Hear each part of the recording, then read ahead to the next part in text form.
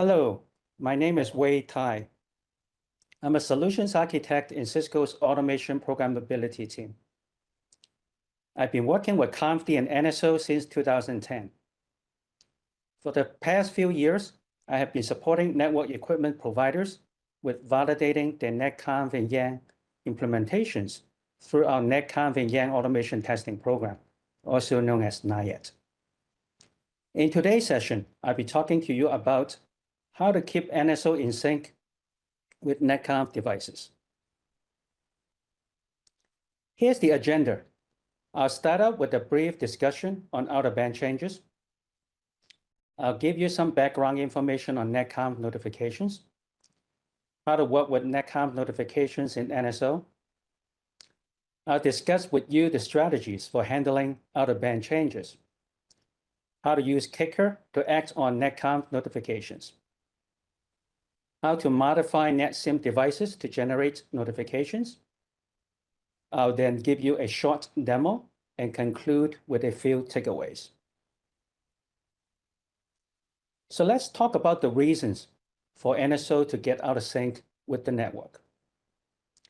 It can be due to brownfield deployment, in which there are other management systems on the network making configuration changes. It can be due to rogue users on the network making those out-of-band changes. There may also be other reasons as well. In terms of detection of the out-of-band changes, you can detect it during the commit time in NSO if the device supports transaction ID. A second and better way is by monitoring the NETCONF notifications from the devices. Let's talk about NETCONF notifications. NETCONF event notifications are specified in RFC 5277. The notifications to be supported by the device are defined in YANG. The NETCONF client would use the create subscription RPC call to subscribe to notifications from the NETCONF server. The notifications are made up of event streams which are predefined. Support of the default NETCONF stream is mandatory. And the default NETCONF stream includes an event type called NETCONF config change, indicating config changes on the device. You can use either subtree or XPath filtering when subscribing to the streams. The notification event consists of both the event timestamp and description. Configuration API for notifications. NSO used to support NETCONF only notifications. In order to provide support for notifications from other programmatic interfaces, such as RESTconf and GNMI, the configuration API for notifications has been renamed from NETCONF notifications to notifications. For new applications, you should start using the new notifications API. An example is shown in the first terminal screenshot in the slide. The old name has been kept for backward compatibility reasons for NETCONF devices only. Essentially, you have two ways to configure NETCONF notifications for NETCONF devices as shown in the second terminal screenshot. From the API level, they are identical. The NETCONF notification API is now deprecated and will soon be removed in a future release of NSO. Hence, all new configurations shall use the new notifications API. With the generic support of notifications, it makes it possible now to implement advanced nets that can relay events and notifications from GNMI and RESTconf interfaces, in addition to NETCONF, into NSO. Here's a notification subscription example.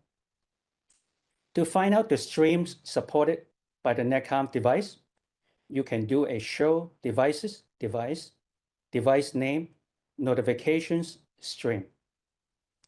it shows that the NETCONF stream supports 5 event types, including the one that we are interested in here, called netconf-config-change. The subscription configuration is shown in the bottom of the slide. You assign a name for the subscription, the name of the stream, the filtering criteria, and the local username to be used for accessing the device. After completion of the commit, NSO has now subscribed to the netconf-config-change notification from the device. To view the received notifications in NSO, you will do a show devices device, device name notifications, received notifications command in the operational mode. The terminal screenshot here in the slide shows that NSO has received 2 notifications. The first one shows that an OC interface and an ACL entry have been created. The second one shows that an OC interface entry has been modified and an ACL entry has been deleted. Let's discuss some strategies for handling the out-of-band changes. You can synchronize NSO with the device using the sync from operation. Or you can do a partial sync from to sync only the parts that have changed on the device, according to the received notification. Either way, you may need to reconcile the affected service instances managed by NSO. Another option is to deal with it the other way around. If NSO is the single source of truth, you can push the NSO copy of the device config onto the device using the sync to operation, essentially overriding these out-of-band changes. Yet another option may be just to do nothing.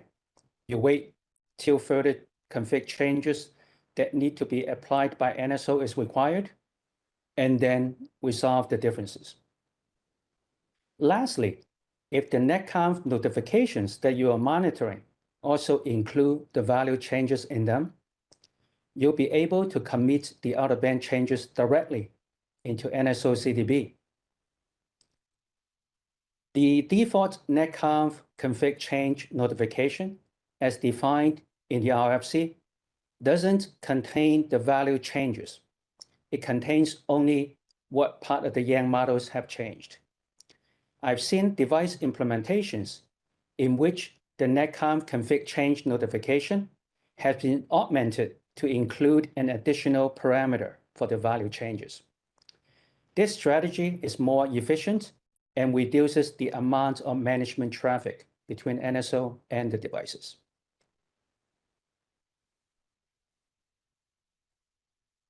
Now that NSO is receiving notifications from the device, so how do you automate the processing of the notifications? You can use actions for that. Each action is described by the action Yang statement that specifies what are its inputs and outputs, if any. Inside of this NC config change container, in this Yang model snippet, there is this action called handle NC config notification. It takes input parameters called action-input-params from the KQ module. And the bottom screenshot shows the skeleton Python code. The action class is registered in the main class of the application code. The action callback function needs to be defined in the action class. This example shows that the device name is extracted from the key path input parameter of the action. For information purposes, a few of the input parameters are printed into the log file corresponding to the Python service application that you're running. And now that you have your Python skeleton code written, then the next thing to do is to write the code for navigating the notification Yang schema and decide on what action to take. The top portion of the terminal screenshot shows the Yang schema in tree format for the NETCONF config change notification as defined in the IETF NETCONF notifications Yang module. You need to write code to extract information from this notification using the schema. As you can see in this Yang tree, the NETCONF config change notification consists of a container called change by. It can be changed by either the server or the user. In the case of the user, it gives you the username, session ID, and source host IP address information. It also consists of the data store that has been modified and a list of edit entries. Each edit entry has both the target indicating the part of the Yang model instance that has been changed and the operation which can be create, replace, or delete. So notice here that it only consists of the target and the operation, but not the value changes themselves. In the action code, you would use the magic API to get to the root of the notification object. It then prints out the username, session ID, and source host information from the changed by container into the log file. You then use the magic API again to get to the object of the device that generated the notification using the get root command. The compare config operation is then performed on that device. And depending on the output, it will tell you whether there are any out-of-band changes on the device. Some of the notifications can be triggered by NSO itself and won't show any differences with the compare config operation. A sync from is performed on the device if out-of-band changes are detected.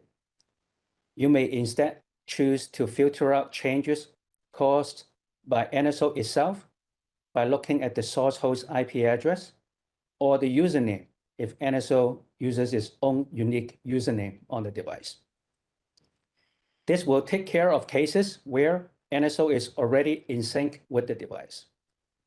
Now that you have your action application written, how do you tie it with the notifications being received by NSO?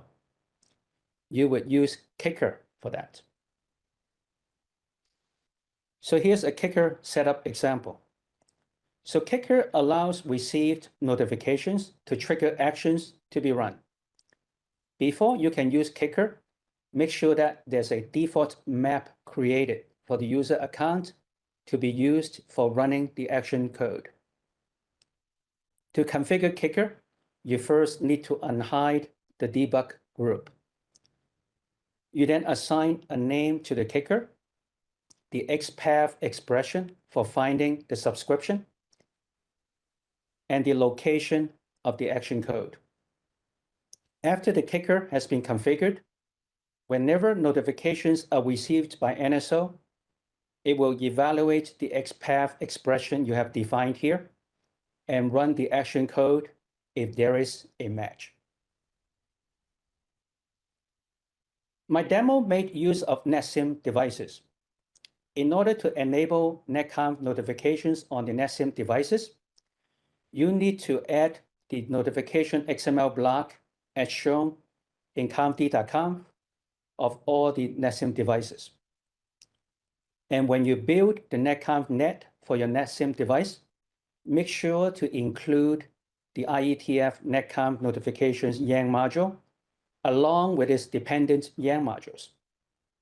Otherwise, you won't be able to see the default notification stream in NSO for that device. There are a lot that you can do with NetSim.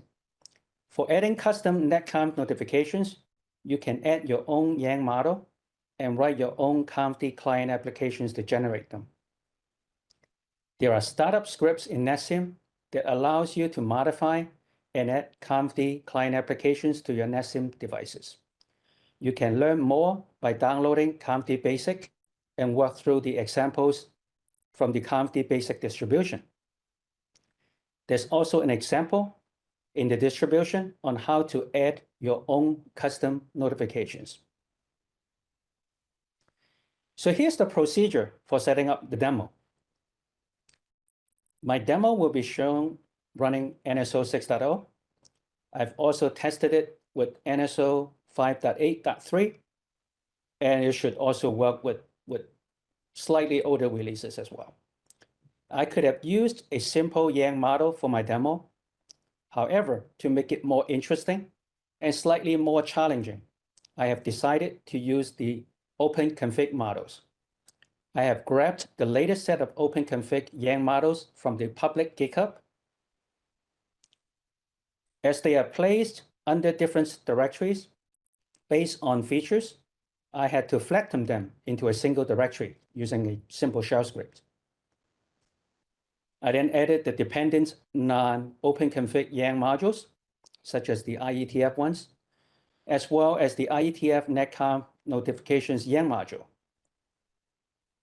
And I ran into some Yang syntax issues in 4 of the OpenConfig models, which I had to fix. And I fixed them and also included them into the NetConf net. And to build the NetConf net, you would use NCS make package -- netconf net. And after that, you would have to do a make in order to build the net. However, be sure to remove all fail on warnings flag in the make file. There should be 3 of them. As this is a demo, I wasn't too concerned about ignoring any warnings that could cause problems for me when writing production service applications. You would use NCS NetSim to create the NetSim devices. You then use NCS setup to create the NSO project. And you would modify the confd.conf configuration files for the NetSim devices in order to enable NetConf notifications. And lastly, you have to add the Python package for the action code under the packages directory. Make sure to compile the Yang module for defining the action. Otherwise, when you try to load the packages, NSO wouldn't know how to load the Python package. And now you're ready to start up the NetSim devices with NCS-netsim start and NCS in order to start NSO. So over here, I already have the demo all set up based on the previous step that I have shown in the demo procedure setup slide. So here's all the files and directories for this NSO project called nc_notification. So in there are 2 packages. One for the action code called nc-config change. So here I'm showing the main class for the Python code. So I have shown you some snippet of it in my presentation already. So here I just added additional things such as if there are differences being detected by the compare config command, I will print out the actual differences. So as part of the demo, you will see the actual output from the compare config command. And then underneath, this is where you would register the action code with the main class, with the register action command or function. And then under the NetConf net package for the OpenConfig models, as I have said, so I have included all of the OpenConfig models from the latest version that I pulled when I worked on this demo, and then they have all been included here.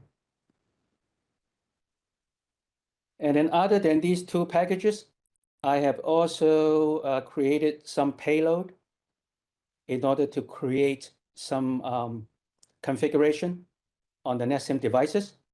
So here's a ACL entry, and here's and OC interface entry. And I also mentioned the NetSim devices that you have to modify the confd.config file. So I will show the confd.com file right here. And as you can see, this is where I have made the change in order to enable notifications on the NetSim devices. So that's everything on the project for the project. So now let me jump to the terminal screen. As you can see, I have NSO. Well, this is my NSO session that I have already been running, but I have cleaned it up so that way I can reuse it to run my demo. So this is what's happening on the left-hand side, that I will be using it to run either commands from NSO or making the out-of-band changes. And then on my right-hand side, I am looking at the log files for Python code. The Python action code. So whenever there are actions that are being processed by this Python application, it will then show the output on here. So let's dive right in. So let me go inside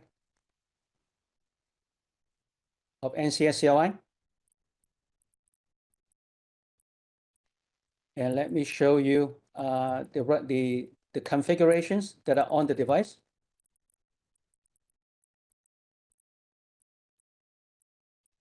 So on this dev0 device, it's got loaded the OC config models, and then also has the notification subscription created for this subscription called NC sub -dev0, and it has subscribed to the NetConf stream, and with the NetConf config change event type, with the local user of admin. And I can, instead of showing running config, let's look at the notifications. Oh, I should have done it clear. Let's see. Let's clear it out first. Makes it easier to look at when I make those out-of-band changes. Okay, so let's do that one more time. So now if you look at the notifications API from the operational mode, you see that there's one subscription that's currently running, and it has subscribed to the NetConf event stream. And under this NetConf event stream, there are 5 event types, and I have only subscribed to the NetConf config change event type. Okay, and then the other thing we want to look at is the kickers that I have already created. So as I mentioned, the first step is to unhide the debug group. And then now you can show running config kickers. So here you see that the XPath expression for selecting whether to run this kicker or not is by looking at the subscription name. If it matches this, then it will take action under the kick node, under this particular path, under the device tree, and then under the YANG models that I've shown earlier, the container named nc-config-change, and the name of the action is called handle nc-config notification. So that's the current setup, and there are currently no configurations on the device. So let's look at the configuration on the NetSim device.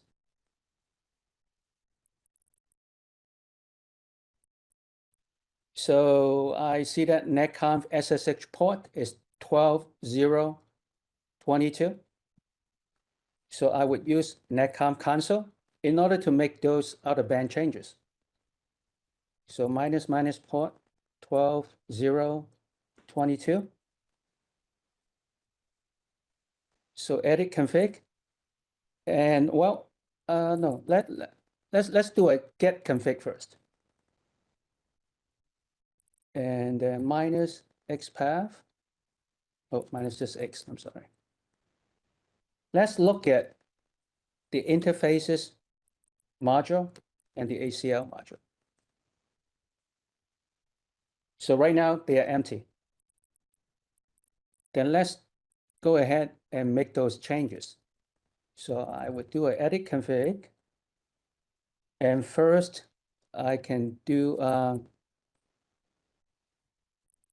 XMLS ACL.xml. So this is the payload for that ACL entry that I've shown earlier. And I'm going to be sending making the configuration change in the candidate data store. And then I'm also going to be making change to the OC interface model by creating one instance. Now that I've made my change to the candidate data store, I can then do a commit. So as you can see, since I made this out-of-band change by creating two entries on the NetSim devices, it triggered the kicker code to run the action code, which then executed the compare config command. And notice that there are these differences, right? The ACL entry that's been created and the OC interfaces that have been created. And then it just went ahead and performed a sync from operation in order to get NSO to be synchronized with the device. And then I can also go and do it through CLI, NCS, NetSim CLI def 0. Do config. Let's see.